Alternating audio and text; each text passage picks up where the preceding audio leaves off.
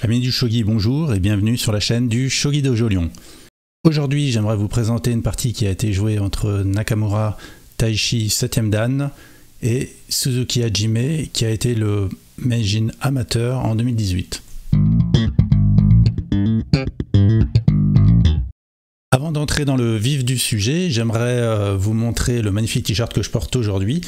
Ce t-shirt a été conçu par une équipe parisienne et je vous mettrai le lien dans la description pour que vous puissiez vous rendre sur leur site si vous êtes intéressé pour en commander également.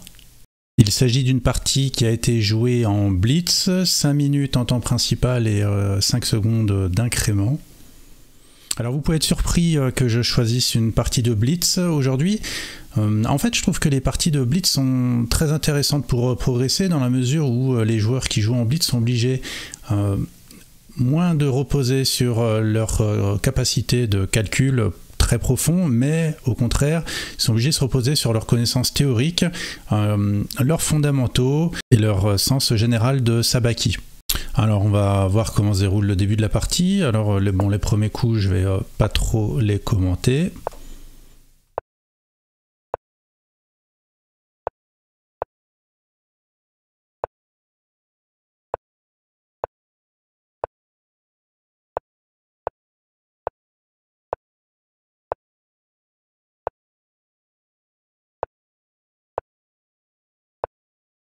Voilà, donc ici on peut dire que Goté va jouer un château à Naguma avec une attaque en 4ème ligne. Tandis que Sente va également jouer un château à Naguma avec une attaque en tour fixe sur la 2ème colonne. Donc ça va être intéressant de voir Anaguma contre Anaguma.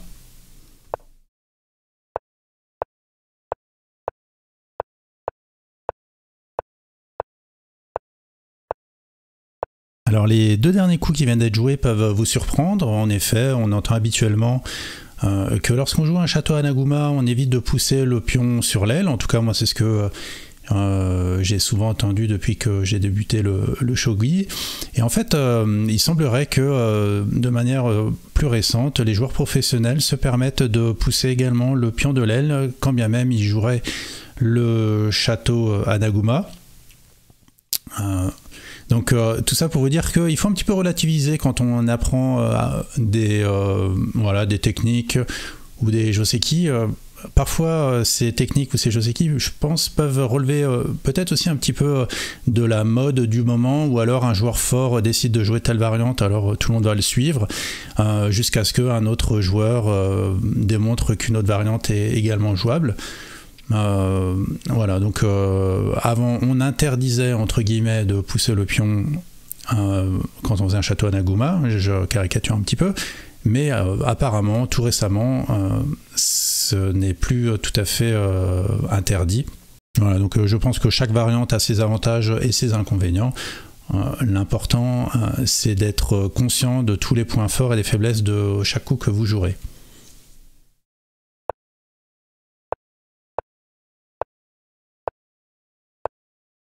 Alors si on fait un premier point d'étape dans cette position, qu'est-ce qu'on peut dire? Eh bien, première chose, on peut dire qu'il y a une symétrie, quasi-symétrie au niveau des châteaux, un Naguma des deux côtés.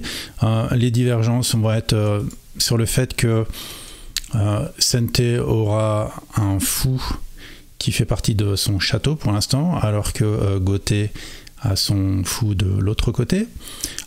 Ensuite, la deuxième différence va se situer au niveau des tours qui ne vont pas attaquer les mêmes colonnes.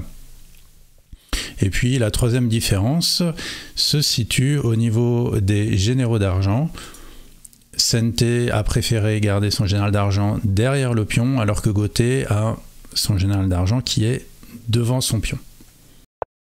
Alors ce coup de Sente est intéressant, en fait il vise à attaquer le pion 5-3 et en réalité il va obliger Goté à déplacer sa tour sur une case qui est moins intéressante, puisque désormais la tour qui est en 4-3 a un potentiel en mouvement latéral qui est moins intéressant que lorsqu'elle était encore sur la deuxième traverse. Et maintenant, Sente rejoue son fou et le joue sur 5-9. Alors on pourrait se demander pourquoi Sente n'a pas joué le fou en 5-9 directement. Eh bien, si Sente avait joué le fou directement en 5-9 sans passer par la case 8-6, eh bien l'adversaire aura encore sa tour en 4-2 et pourrait jouer ce qu'il veut. Là, maintenant que Sente est d'abord passé par 8-6 avant de se rendre sur 5-9, eh bien ça a pour conséquence que comme la tour a été déviée, si l'adversaire, si Gauthier estime que la tour doit vraiment se remettre en 4-2, et bien dans ce cas, Sente a gagné un coup gratuit et peut rejouer son fou ou toute autre pièce. En tout cas, il aura gagné un coup gratuit. Et si Gauthier refuse de donner un coup gratuit à Sente, et bien la tour restera moins bien placée qu'elle ne l'était préalablement.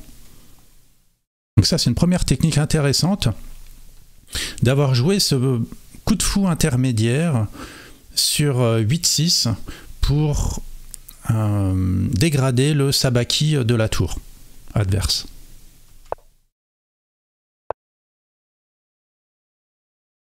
Donc là, maintenant, on voit que le fou de Sente se repositionne sur la grande diagonale qui vise le roi de manière strictement identique à ce que a pu faire Gauthier. C'est le moment que Gauthier choisit pour lancer son attaque sur la 4e colonne. Alors ici on peut voir une notion intéressante qui est fondamentale en matière de sabaki, c'est la notion de surcharge. Regardez bien ce général d'argent.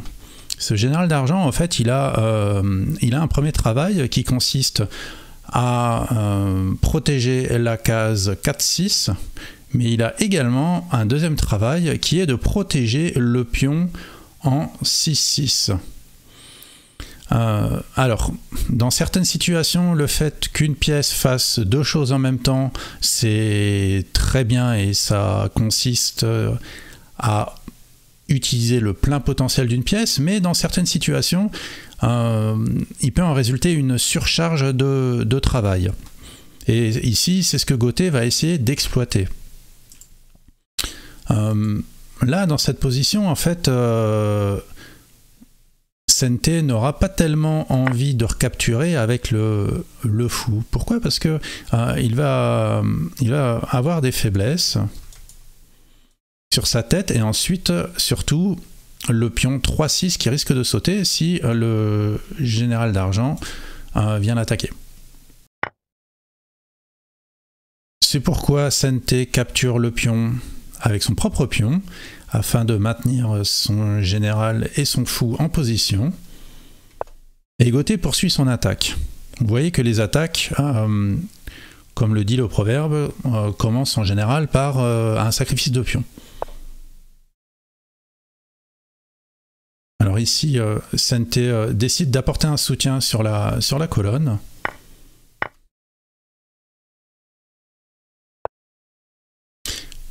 Et vous voyez maintenant que le général d'argent a été dévié, eh bien, Gauthier attaque de nouveau ce qui pour lui est la faiblesse de Sente, c'est-à-dire la case 4-6.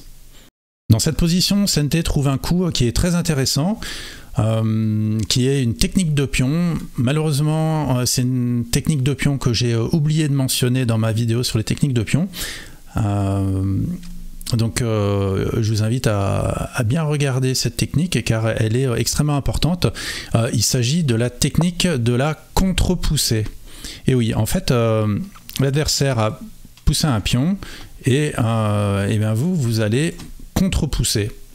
Lorsqu'on utilise la technique de la contre-poussée, en fait, on va insérer dans les variantes un coup intermédiaire qui a pour vocation de chasser une pièce. Donc ici, l'idée, ça va être de se débarrasser du général d'argent qui commence à être gênant, car il a un bon contrôle sur le centre.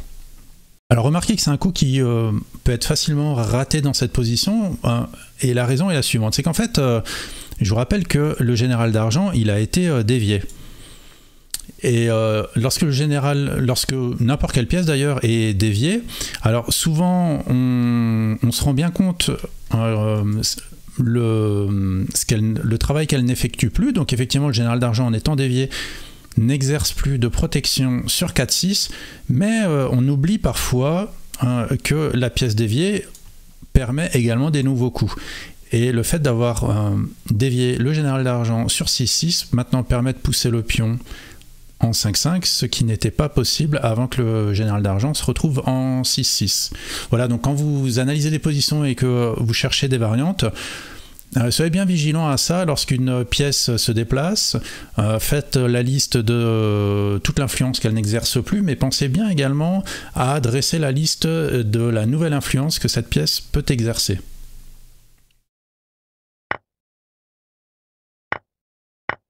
Goté décide d'échanger les généraux d'argent et Sente propose de poursuivre les échanges en ouvrant la diagonale des fous. Alors ici, on peut se poser la question de savoir à qui profitent ces différents échanges. Dans la mesure où Goté et Sente ont le même château à Nagouma, on peut supposer que c'est assez équitable. Mais en réalité, vous allez voir très rapidement que l'un des camps va pouvoir mieux capitaliser sur ces échanges de pièces. Alors ici, Goté est le premier à parachuter et il fait une magnifique fourchette sur la tour et le cavalier. C'est une fourchette assez embêtante et Sente trouve un excellent coup pour se sortir de cette attaque.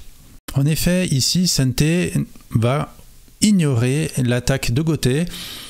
D'une part, il ne va pas défendre sa tour, car sa tour n'a pas énormément de jeu dans la mesure où, quand bien même la tour est sur une colonne ouverte, ce qui est habituellement plutôt une bonne chose, et bien à cause de la présence des généraux adverses, la tour ne peut pas rentrer et se promouvoir.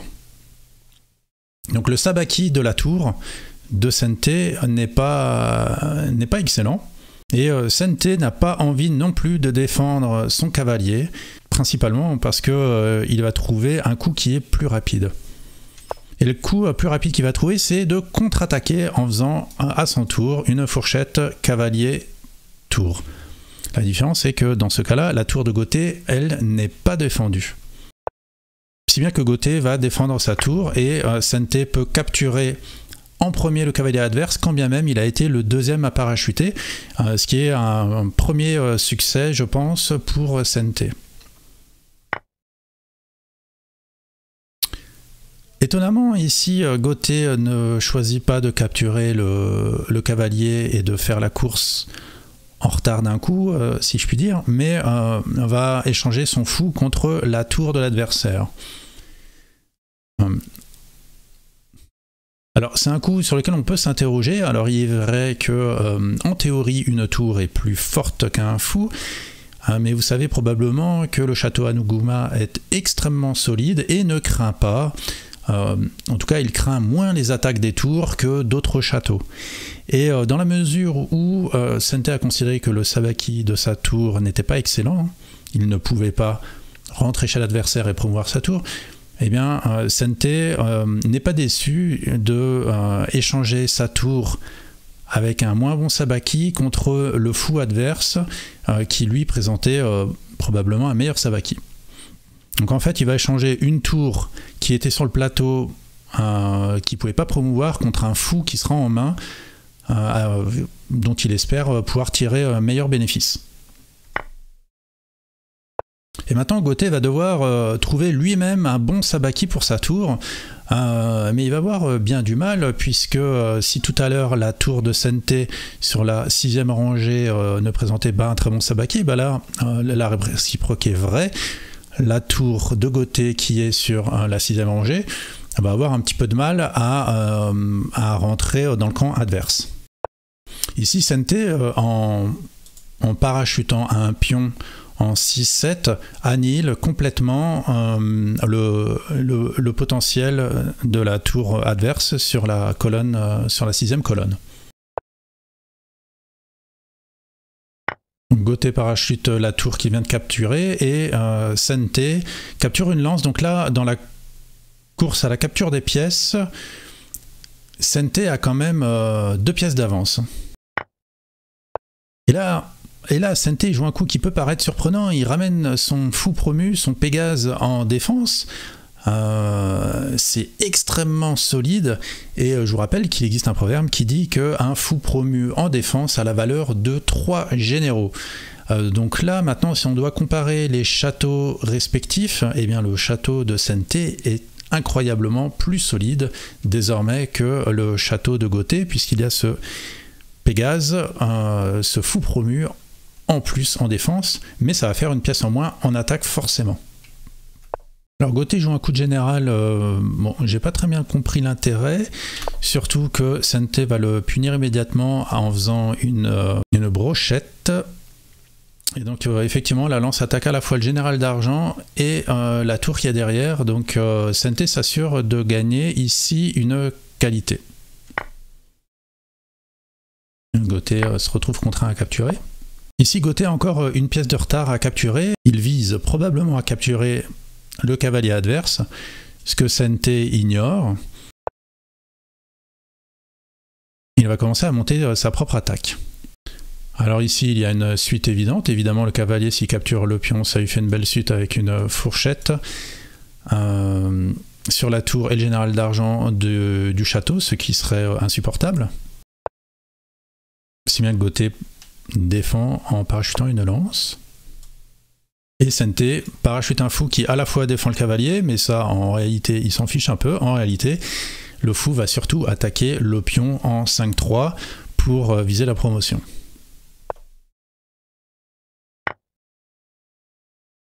Vous voyez, Sente ne défend absolument pas son cavalier, il préfère promouvoir son fou. Ici, Sente poursuit son attaque sur le pion 7-4.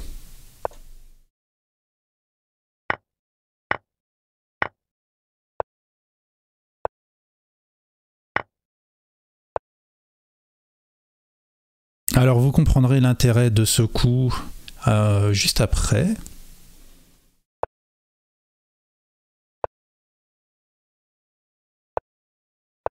Et voilà. Le véritable intérêt de pousser le pion en 8-6, en réalité, c'est de permettre de libérer une case pour la lance en 8-7.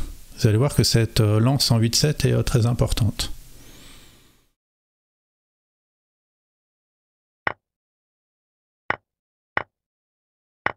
Bon, ici, Gothé perd une pièce dans l'échange.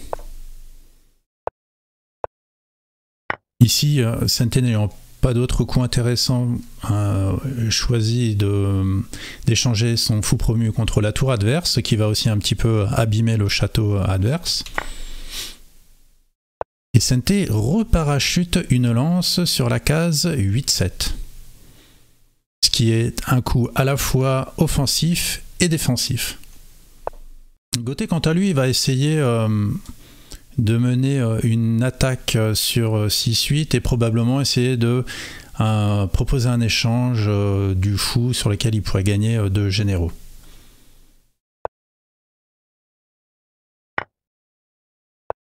Ici, Sente joue une autre technique de pion qui consiste tout simplement à obstruer une diagonale.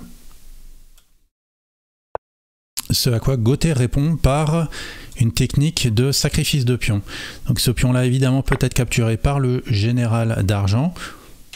Et maintenant, le fou vient capturer le pion. Donc Gothé aurait pu tout à fait capturer le pion précédemment, mais s'il l'avait fait sans sacrifier le pion au préalable, eh bien, la tour promue, lorsqu'elle reprend, eh bien, n'attaquerait pas le général d'argent. Donc de la sorte, en sacrifiant un pion, Gothé essaie de maintenir l'initiative en imaginant que probablement Sente va répondre et va protéger son général d'argent, ce qui permettra à Gothé de poursuivre son attaque.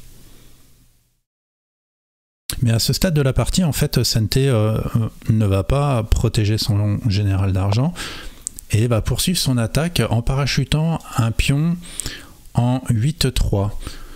Donc juste avant, Sente avait déjà poussé un pion et sacrifié en 8-4, et Gauthier n'avait pas solidifié la position. Alors probablement qu'il aurait été utile pour Gauthier de reparachuter une lance en 8-3, de la même manière que Sente l'a fait en 8-7. Parce que là, en sacrifiant ce pion, Sente continue d'abîmer le château Anaguma de son adversaire. Voilà, ce coup vise à aspirer en quelque sorte le général d'argent. Et ça également, c'est un succès pour Sente, puisque dans les châteaux, en général, le talon d'Achille des châteaux, c'est souvent le général d'argent. Et là, en ayant forcé le général d'argent à avancer en ligne droite d'une case, qui n'est pas le mouvement naturel du général d'argent, ça abîme énormément le château, ça laisse un trou derrière, et puis le général d'argent ne va pas pouvoir se repositionner facilement sur sa case de départ.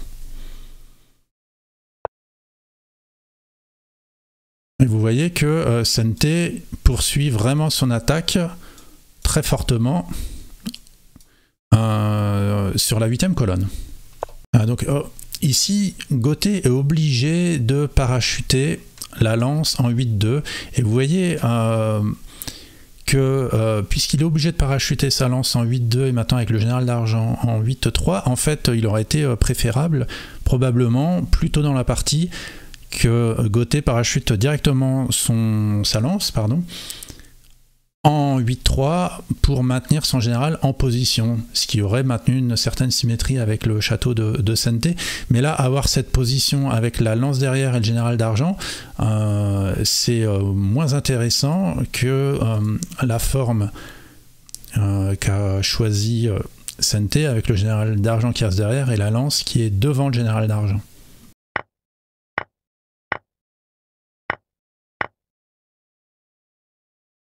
Donc avec ces divers échanges, Sente a gagné encore un petit peu d'avance matérielle. Alors ici, je vous rappelle que le général d'argent de Sente est toujours en prise. Et pourtant, vous serez peut-être surpris de découvrir que Gauthier a choisi, plutôt que de capturer le général d'argent, d'aller échanger sa tour promue contre le fou promu qui était en défense.